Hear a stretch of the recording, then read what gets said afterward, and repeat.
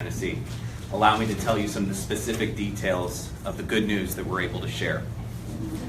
We received a call to the 1-800-TBI FIND tip line around 11 o'clock Central last night from an individual in California who indicated he may have encountered Tad Cummins and Elizabeth Thomas, the subjects of an ongoing Amber Alert that's been in place here in the state of Tennessee for the better part of 6 weeks. The caller indicated they have taken up residence in a cabin in a remote area in Cecilville, California within the last week and a half. In turn, we contacted the Siskiyou County Sheriff's Office in California and learned that they had received the very same information from the very same individual. We obviously wanted to jump on this information quickly and requested assistance from that law enforcement agency. They quickly began their efforts to immediately address the situation, but there were challenges they had to overcome. The area where the pair was reported to be is a very remote, isolated area with no or limited cell phone service. In spite of it all, deputies found the Nissan Rogue that's been at the center of this nearly 6-week search early this morning and were able to confirm through the VIN number on the vehicle that this was, in fact, the vehicle that's been the subject of this ongoing Amber Alert. Authorities in Siskiyou County kept this car under surveillance for several hours, and as daylight broke this morning, they were able to take Tad Cummins into custody and safely recover Elizabeth without incident. With more, here's Director Mark Wynn. Thank you, Josh, and good afternoon. As you've seen from the pictures we've shared with you over the past 6 weeks, Elizabeth Thomas is a beautiful 15-year-old girl. She's loved by her friends, her family, and the community of Columbia. This afternoon, we couldn't be happier to tell you she will soon be on her way back home to Tennessee. This morning, authorities in Siskiyou County followed up on a tip called into TBI headquarters late last night and found Elizabeth and arrested Tad Cummins. She will soon be on her way back home. Tad is in custody of law enforcement, facing a set of charges that could keep him from behind bars for many years. To the public, I can't say how thankful we are for all your tips, your concern, and your support, having made the difference in this 6-week search. As we have said from the start, it only takes one tip, and this is yet another example of the value of the public helping us to rescue a kidnapping victim. Because of the remote nature of the area where the pair were found, agents from the TBI, FBI, along with investigators from the Maury County Sheriff's Office are currently flying on TBI aircraft to get there as quickly as possible to meet with local authorities and make the final arrangements to bring Elizabeth home. She will be flying back home on TBI aircraft. We are thankful to all our partner agencies in this search, including the FBI, Maury County Sheriff's Department, and the District Attorney General for the 22nd Judicial District, Brent Cooper. Thank you, Director. I just want to say that as a prosecutor, one of the greatest parts of my job is to assist law enforcement in doing their job. And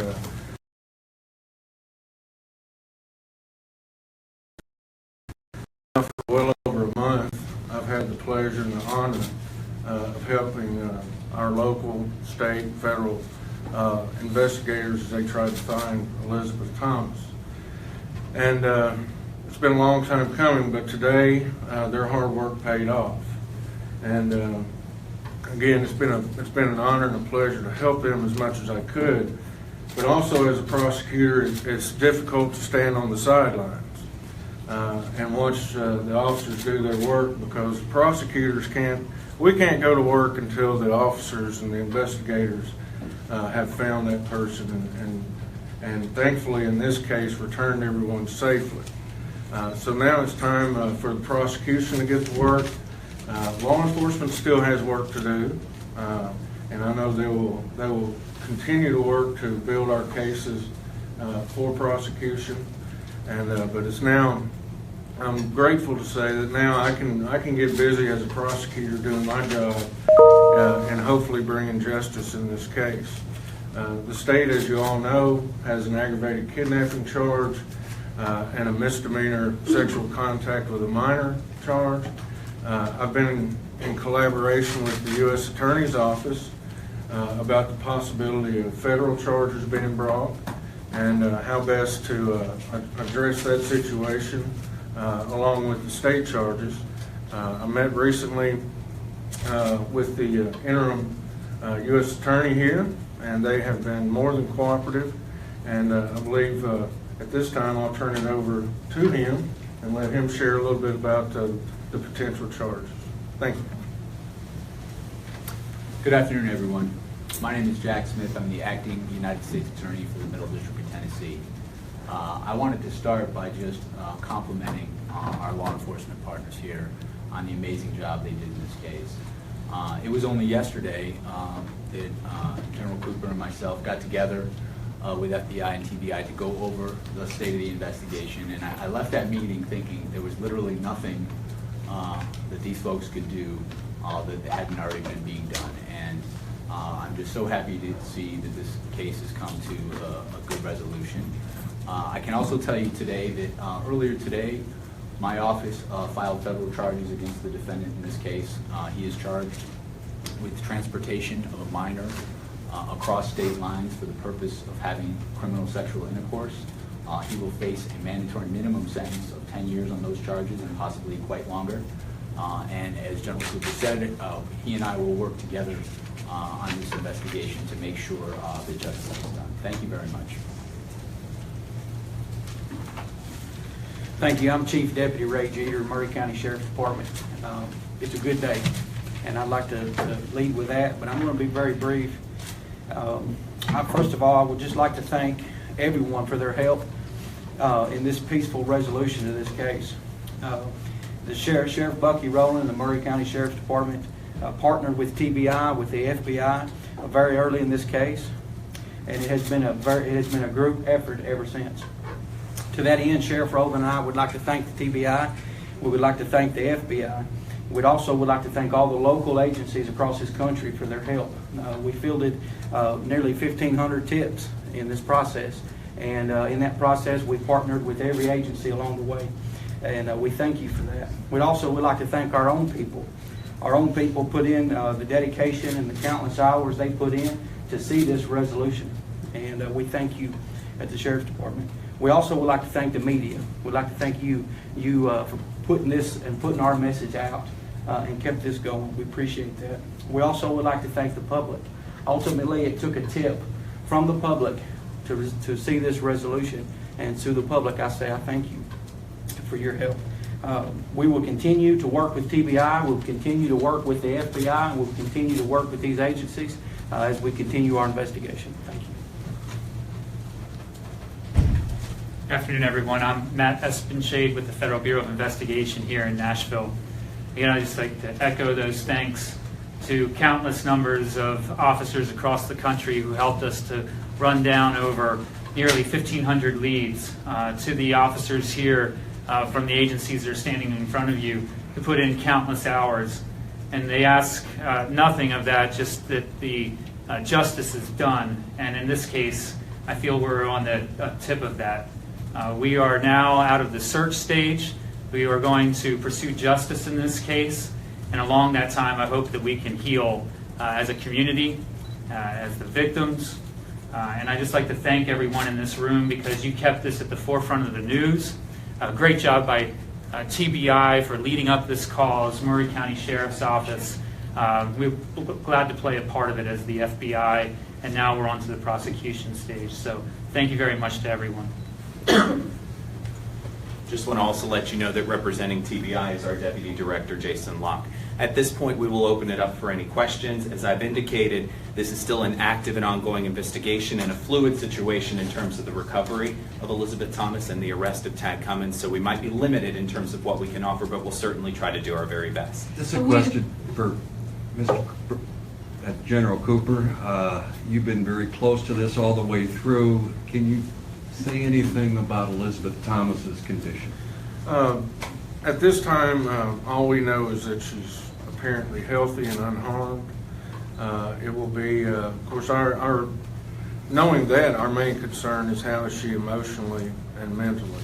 And we're going to see to it that not only do we look at her as a potential witness and a victim in this case, but also as someone that if she needs help, whatever help we can offer, we will make sure that's provided for. What is the help that what might be provided after something like this? Well, there are agencies right in our district that their sole purpose is to treat child victims of abuse, whether it's emotional abuse, physical abuse, or sexual abuse, and they can refer that child to the appropriate entities, whether it be counselors or therapists and things like that, to get the help they need so that they can move on past this stage in their life. And immediately now? And immediately, as soon as we can, as soon as we get her back, and of course we don't want to disrupt her life any more than we have to, and we want her to reacquaint herself with her family and her friends, and lead as normal a life as possible. But as soon as she's ready for any help we can offer, it'll be there for her. When do you think that she will land here in Nashville, and where might she come in? BNA, or is it going to be a different runway? I'll let the director answer. As I said, we've got agents en route on TBI aircraft right now. We're not going to disclose exactly where we will be bringing her back. I think she's been through enough, and as quickly as we can get her back here to a safe environment, she will be better. So we won't disclose where we'll be bringing her back, but we are en route right now to go get her. What can you say about the commune? We'd heard initially that they were found at or near a commune. What can you say about that? We really can't say anything right now. Like I said, agents are en route. We will be going to the location, obviously, to collect any type of evidence that we need to collect and to scour that crime scene. And they're not there yet. They're just en route. Director, is there any evidence that she was assisting Tad or assisting in this? We don't want to get into the specifics of the investigation, but at the end of the day, she's 15 years old. She's 15 years old. She's a young girl that's with a grown man that's 50 years old. He needs to be held accountable for kidnapping this girl. Sir, and how did they survive? We don't know yet. We'll try to find all of that out once we get out there. Director, it sounds like the officers who were on the scene, they staked out that vehicle. Is that how they were caught, how he was caught? They came back to the vehicle and made the arrest? No, we're not going to go into the specifics of how they were caught, but that vehicle was under surveillance. We felt confident that they were there. Director, can you say is the commune the place where they were found, this cabin, with that area, the people around it, were they cooperating? It's been depicted as a commune, but obviously some good citizen, whether a part of that area was a part of that area, saw the vehicle, reported it to us here at TBI headquarters. We in turn called local authorities. So whatever you want to call it, cabin, commune, some good, honest citizen wanting to do the right thing did the right thing. And that's what we've been counting on. Who saw them in the cabin, presumably, or thereabouts? Saw the vehicle. Okay. And reported it. We were able, local law enforcement was able to confirm it was the vehicle. But you got to understand, we mobilized a nation during this 6 weeks. We mobilized a nation. And when you do that, something good most likely is going to happen, because you can't hide from that many millions of people that are looking for you. So I'm most proud of what you've done as the media, what the citizens have done in this country to help us and mobilize and have BI eyes and ears, and that's how we're here today. You said a TBI aircraft will be flying Elizabeth back. Yes. Is that standard, or is this something special? That's something that General Cooper and I discussed earlier today, and we feel like in this case that is the best way to handle this situation and what's best for Elizabeth. Where's Elizabeth Thomas's family? I'm sorry? Where's Elizabeth Thomas's family? I'm not sure. No. to the best of my knowledge, they're in Columbia, at or near their residence, and they're just awaiting eagerly for Elizabeth to come home. Has she made contact? Has she been able to contact her family? Probably not yet, but it will be coming shortly. This is a very remote area, so it's probably going to take a couple hours for them to get to a location where they can even sit down and really discuss things. So that will be coming, and we'll make sure she's very well taken care of. Director, what was found in that cabin? Was there any handguns, firearms? Can you talk about that? No, we can't. When do you expect him back here? I guess, Jack, you can speak. The usual course in these cases is he'll be brought to a U.S. magistrate in that district, and the government will seek to have him removed back to Tennessee. That's usually something that could take several weeks. Would that be Sacramento? That is the district, right? I'm not sure if there's a field office or field court there, but that is the district that the removal will come out of. What charges could he be facing? You listed one about transportation of a minor across state lines. What other charges could he be facing? That's the only federal charge at this time. Okay. Perhaps one more question. If none, then once again, we all want to thank you for the job that you've helped us do in this 6 weeks period. We couldn't be standing here without you. We're just glad it's come to a great resolution that Elizabeth is safe, and we'll be bringing her home soon. Thank you. You guys want to add to that? I appreciate that. Again, we will soon post a formal release on tbinewsroom.com that'll have some additional details. I do want to make you aware that some of you were asking questions about the commune issue, so let me offer you a little bit of clarification on that. That originated because we had sent our draft release to authorities in California to take a peek at, and it's my understanding that that had inadvertently been sent to early reporters who had requested information, so please do not use that as accurate information.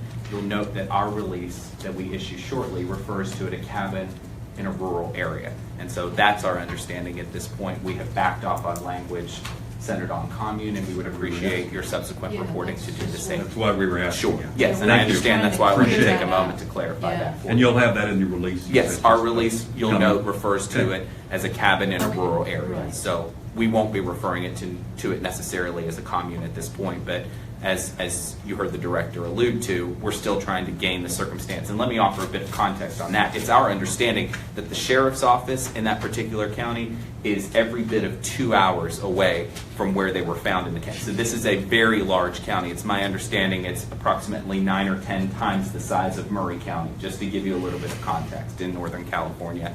Very rural. They had snow on the ground, so authorities had some difficulty even getting to that location early on today. Any other housekeeping questions I can answer for you? Please. Things. One of them, they weren't actually found in the cabin. It was the car outside the cabin, and they waited, or? We don't know. Again, we're trying to fully understand the circumstances from the authorities that were on the ground, but they were able to confirm to us that they had both of these individuals. So we don't know if they were inside the cabin or in the car in the driveway. We're working to get those details right now. Or had been staying. Precisely. Okay. Yes, the information that we had received from the tipster indicated that they had taken up residence in that home about a week and a half ago, as we had indicated in my earlier statement. Okay. So they were staying in that particular location is the preliminary information that we have. But as to what the encounter looked like between local law enforcement today, that's still very much fluid in terms of us trying to get a full grasp of the circumstances there. Does that make sense? It does. Great. This may be for Mr. Smith, but do you know on that federal charge for warrant has been issued? I can't speak to that. And the cabin, was that in that town? Cecilville? Cecilville? Yes. So it was, it was the cabin in that town? In that rural area, yes. All right, well, thank you again. And let me echo what the director said as the public information officer. You guys have been invaluable. I think the director really hit the nail on the head. He talked from the beginning that it only takes one tip. You are the entity that helps us get to the public. So thank you on behalf of our public information office for your partnership on this story. This is a success story for the Amber Alert system here in Tennessee, and we couldn't have done it without you. As you know, tbi.media@tn.gov is the way to reach us if you have any further questions. I will run upstairs and post that news release, so you'll have that as soon as possible. Great. Thank you.